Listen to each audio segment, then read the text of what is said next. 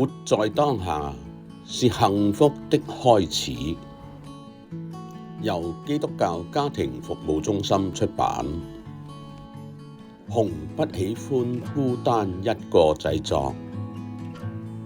好快脆，我哋就嚟到第6章承諾行動。而家我考下大家，你記唔記得我哋喺第1章嘅活在當下係講啲乜嘢嘅呢？係啦，冇錯，我諗你都記得返，係自在大師提我哋要認真咁樣去感受同埋覺察呢一刻嘅自己內心嘅世界同埋感受。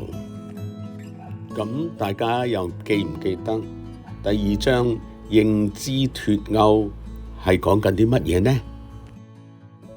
係啦，自在大師就用解結呢一個靈魂咧嚟話俾我哋聽，我哋過往嘅經歷同埋感受係會構成一個心結，而我哋要真係做到自己嘅主人嘅時候，就要觀察有啲乜嘢造成我哋嘅心結，同埋點樣可以擺脫呢啲心結對我哋嘅影響。咁第3章覺察的自我又係講啲乜嘢嘅呢？係啦，冇錯啦，自在大師就係教我哋要以觀眾嘅角度去觀察返自己過去嘅經歷帶嚟嘅感覺、想法、記憶同埋事情。當我哋明白到呢啲只不過係喺我哋人生舞台之中其中一個片段，我哋就會更加容易咁樣去擺脫嗰啲經歷造成嘅心結啦。咁第4章接納又係講啲咩嘅呢？冇錯啦，接納就係要認識到呢一啲經歷所產生嘅情緒反應都係自然嘅，確認呢一啲嘅情緒嘅存在。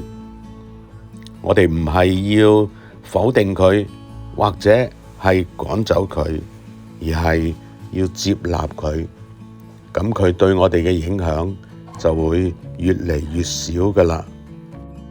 好啦，咁你又記唔記得第5章價值觀嘅內容啊？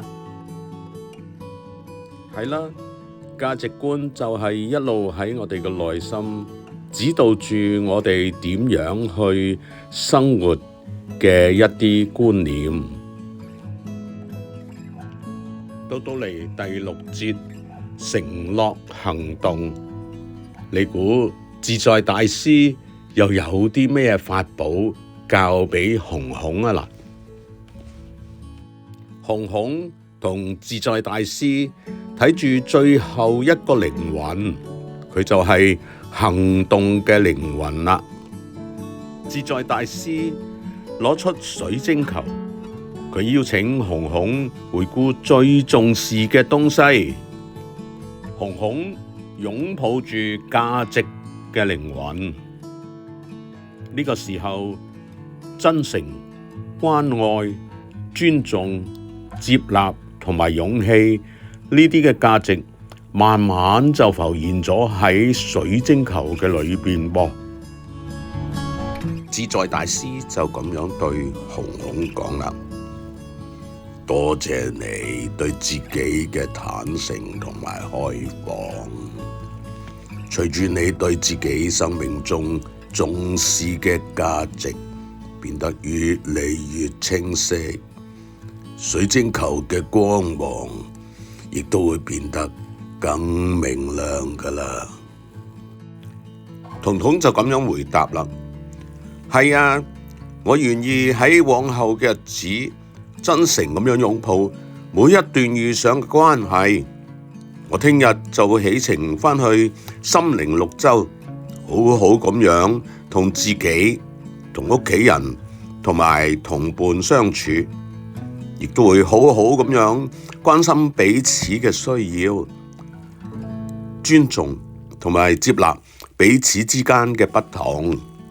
當彤彤講完呢番說話嘅時候，水晶球對呢個承諾嘅行動產生反應咯噃。之後水晶球變成咗手環嘅形象，自動咁戴咗喺紅紅嘅手上邊噃。自在大師就同紅紅講：由而家開始，手環會無時無刻咁樣同你一齊，陪伴你做出每一個承諾嘅行動。呢個時候，最後嘅靈魂行動亦都重新燃點起嚟啦。自在大師就對紅紅講：紅紅，你已經重新燃點起6個生命中最重要嘅靈魂火焰啦。嚟到呢度，我哋會知道，當我哋揾到自己所重視嘅價值觀之後，就可以循序漸進咁樣設定長、中、短期嘅目標，並且下定決心，保持恆心咁樣將佢哋一一實踐。咁樣，我哋嘅生活就會變得更有意義，同埋充滿幸福感。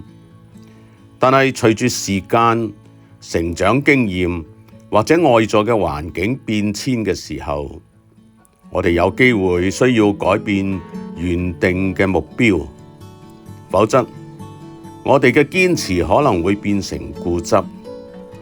咁嘅情況，幸福追求唔到，而且會為自己帶嚟不必要嘅痛苦。假如我哋唔知道點樣可以作出一啲嘅改變嘅時候，或者我哋可以嘗試從呢個反思開始，去實踐某某價值觀嘅時候，我哋可以做最少嘅、最簡單嘅、最容易嘅一步或者行動係乜嘢呢？完成咗第6章之後，原來仲有最後一章豐盛人生。紅紅燃點起所有靈魂火焰之後，感到比起以前更自在、更鬆容、更有活力。自在大師就同紅紅咁樣講啦：而家你已經得到擁抱幸福嘅真正力量啦，我嘅任務亦都完成啦。最後有一份禮物送俾你。自在大師身上發出溫暖和諧嘅光芒，呢一份光芒化為咗呢個就係幸福寶石，係嘛？原來幸福之星都會講嘢㗎。佢話：你好，呢個就係我原來嘅面貌啊。其實幸福快樂可以以唔同嘅形式存在喺人間㗎。幸福快樂或者比想象中更加容易接近。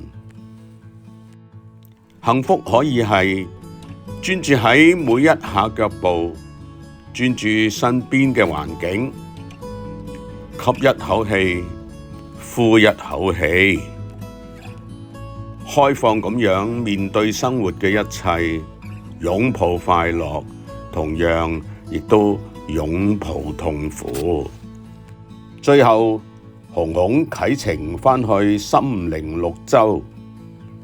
從嗰一日起，雖然會有人唔理解熊熊，但係佢仍然努力咁樣學習喺生命都市裏邊領悟嘅一切，亦都將呢一趟旅程嘅經歷分享俾其他人，俾大家都能夠擁抱幸福快樂。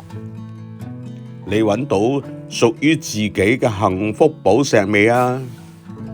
生活中，我哋可能因為遇到唔同嘅難關或者挫折，而被負面嘅感受同埋想法沖昏頭腦，因而忘記咗自己嘅生活價值，並且做出一啲令自己更痛苦嘅行為。我哋希望透過熊熊呢一個嘅故事，能夠俾你了解到點樣好好運用6個心理靈活性嘅元素，亦都即係靈魂火焰，去創造有價值、有意義同埋幸福嘅生活，尋找屬於你嘅幸福寶石。